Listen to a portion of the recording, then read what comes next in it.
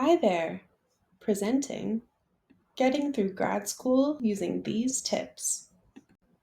Being a graduate student is hard. There's a lot of things you have to do and not a lot of time to do them in. It may feel like there's no time for self care, like exercising regularly, eating right, or sleeping enough. Dealing with the daily hassles of being a grad student is just part of the life, but it takes a toll. Over time, chronic stress can build up, taking a cumulative strain on our minds and bodies. The most ancient parts of your brain aren't as good at differentiating between kinds of stress. They just know we're stressed. So, what does our brain do when we're stressed? When we're stressed, our limbic system responds. Our amygdala can overwhelm us with fear or anger. Our hypothalamus can make our blood pressure spike, our pulse quicken, and our breathing race. Our hippocampus may even be bad at remembering all the important things we have to do. To this old part of our brain, having a lot of stressors can feel like being chased by a lion. And it can tell our body to respond in a similar way to psychological stress as it does to physical danger. In other words, our brain may be tricking our body into thinking we are at greater risk than we actually are. But there's good news. We can use our body to tell our brains that we're actually doing just fine. To do this, let's use 3 helpful tips. You can use this acronym to remember the tips. They are temperature, intense exercise, and paced breathing. Let's talk about each of these a bit more. First, temperature control. When we get stressed, our body temperature can increase. This happens because our brain releases stress hormones, like cortisol and adrenaline, into our blood, so our body and brain are ready to fight or flee. Our brain is trying to keep us safe, but it's actually just getting us worked up. We can use our body to tell our brain to calm down by reducing our temperature. The next time you're stressed, try putting an ice cube on your skin, on your wrist, neck, or face. You can even jump into a swimming pool or get into a cold shower. This can stimulate your dive reflex, the body's automatic response to plunging into cold water by slowing down our heart rate.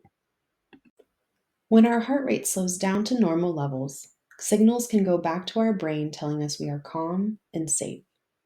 Our brain, in turn, thinks we're not stressed anymore and it turns off the alarm bells. Let's practice decreasing our body temperature together. Grab an ice cube or an ice pack, even a bag of frozen veggies would work.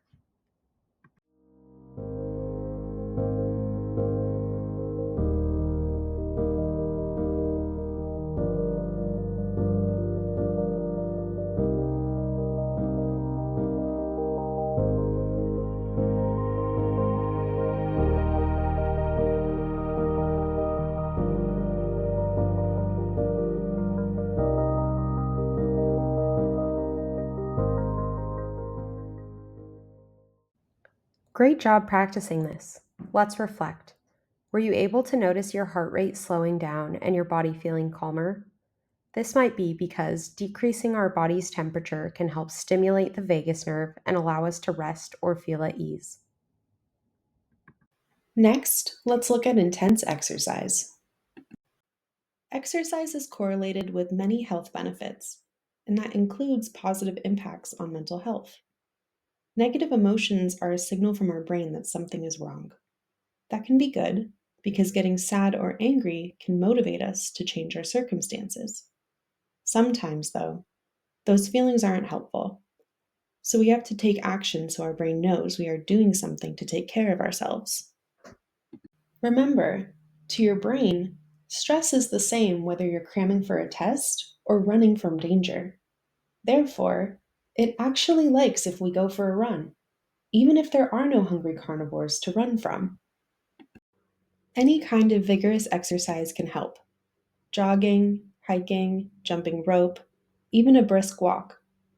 Working out for just 5 or 10 minutes can have a big impact on our thoughts, emotions, and overall mood.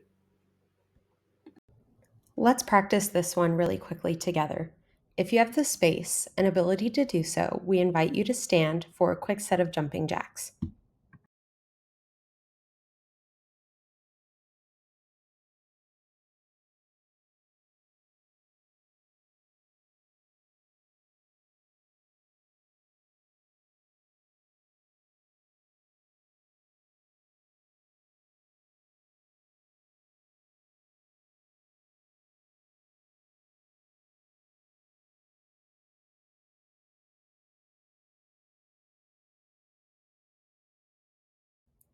Thanks for doing that with us.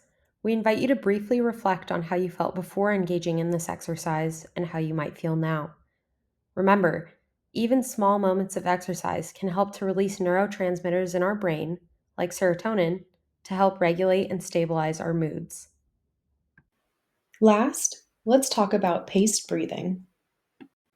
Like most behaviors, breathing is a feedback loop between the brain and the body. If we are stressed, our respiration rate may increase. Conversely, if we are breathing quickly, our brain may think we're stressed. This relationship can work in other ways too. For instance, if we slow our breathing, that can signal back to the brain that we're safe and that we can enter the rest and digest state we naturally enter when we feel safe. To take advantage of this feedback loop, we can try slowing down our breathing so we only take 5 or 6 breaths a minute. If possible, this may work best if we breathe only through the nose. It might also help if we breathe out for a little longer than we breathe in, so we signal to our brain that we aren't trying to take a deep breath to prepare to deal with a problem. Some people also find it helpful to pair this breathing with sounds or a video that helps them to meditate. Some videos may guide you through relaxing parts of your body, which can also be helpful. However, you do this, remember that the goal is to slow your breathing in a way that makes you feel calm and relaxed. Let's go ahead and do a minute of mindfulness together. You may feel like closing your eyes during this, and we invite you to do so. You can go ahead and get comfortable in your seats, however that may be. Begin by finding a comfortable position. Maybe you close your eyes or focus on one spot in the room. Now, as you inhale, count silently. 1, 2, 3. And as you exhale, try to make it last longer than your inhale. Count 1, 2, 3, 4, 5. Notice where there's tension in your body. As you breathe in, see if you can send your breath to those areas. Inhale. 1, 2, 3. And exhale. 1, 2, 3, 4, 5. As thoughts intrude, allow them to pass and return your attention to your breathing. Inhale and exhale. Slowly bring your attention back to the room. Maybe wiggle your toes or your fingers. And when you're ready, open your eyes. Notice how you feel now compared to when we began. Has anything shifted in your body or mind? Medical disclaimers. Remember, it's important to consult with your doctor before trying these tips, as tips like intense exercise may not be appropriate for all people. To summarize, our brains and bodies talk back and forth to each other to let us know when we're threatened or when we're safe. But sometimes our brain is wrong. Fortunately, there are 3 tips we can use to tell our brains that we're doing just fine. Those tips involve temperature, intense exercise, and paced breathing.